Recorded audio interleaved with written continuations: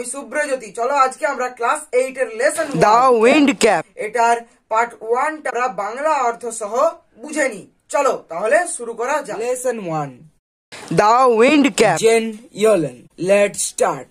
Gen Hyatt Yolen 1939 সালে জন্মগ্রহণ করেছেন। ইজ অ্যান আমেরিকান অথার, হলেন একজন আমেরিকান লেখক, অ্যান্ড এডিটর এবং সম্পাদক অফ ফোকলোর, লোককাহিনীর, ফ্যান্টাসি, সায়েন্স ফিকশন, কল্পবিজ্ঞানের, অ্যান্ড চিলড্রেন্স বুকস, শিশুদের বইয়ের। তাহলে তিনি এগুলোর সম্পাদক ছিলেন। সি হ্যাজ রিটেন, তিনি লিখেছেন, ওভার 280 বুকস, তিনি 280টারও বেশি বই লিখেছেন। The best known of which, সেগুলোর মধ্যে সবচেয়ে জনপ্রিয় বইগুলো, হুইচ আর, যেগুলো হলো the holocaust novella, the holocaust novella and the devil's arithmetic.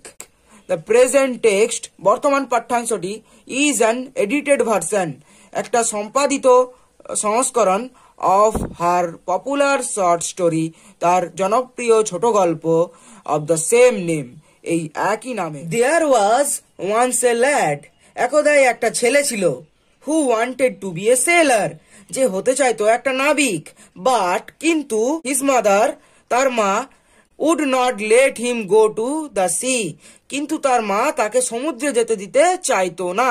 Child, বাছা, what do you know of sailing, বাছা তুমি নৌযাত্রা সম্পর্কে কি জানো?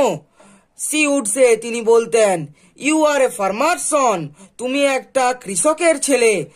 You know the turn of the season, তুমি ঋতু পরিবর্তন জানো, and the smell of the soil, এবং মাটির গন্ধ জানো, but you don't know the sea, কিন্তু তুমি সমুদ্র সম্পর্কে কিছু জানো না।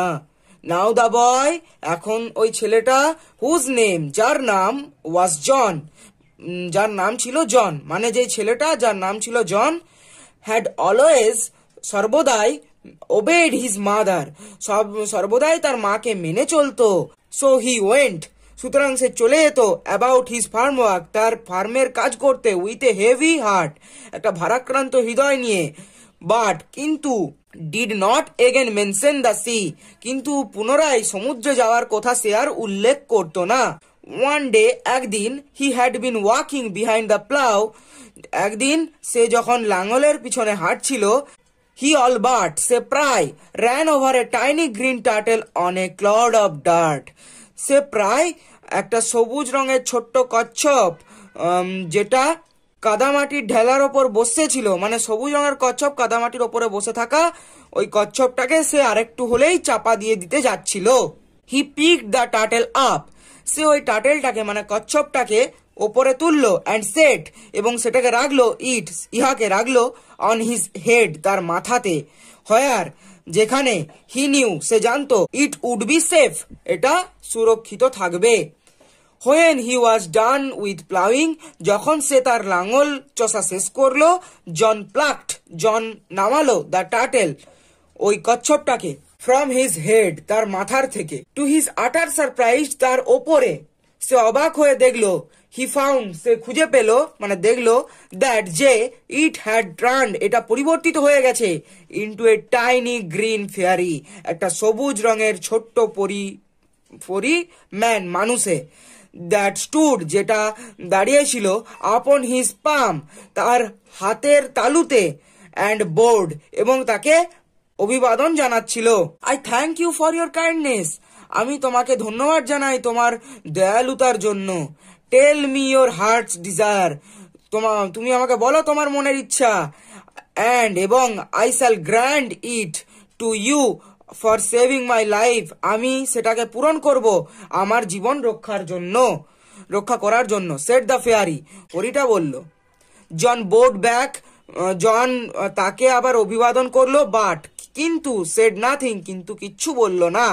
অলদো, যদিও, হিজ হার্ট, তার হৃদয়, ইয়ার্নড, ব্যাকুল হয়ে পড়েছিল, to go out to the sea, সমুদ্রে যাওয়ার জন্যে। He did not express his wish, সে তার ইচ্ছা প্রকাশ করল না।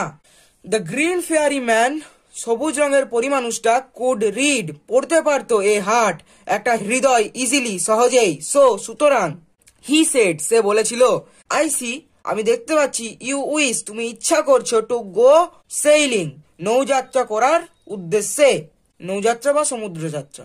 Johns face answered for him, জনের মুখ তার প্রতি উত্তর দিয়েছিল। এর বাকি পার্টগুলো এর পরের ভিডিওতে আলোচনা করব। আজকের মতো এখানেই শেষ করছি।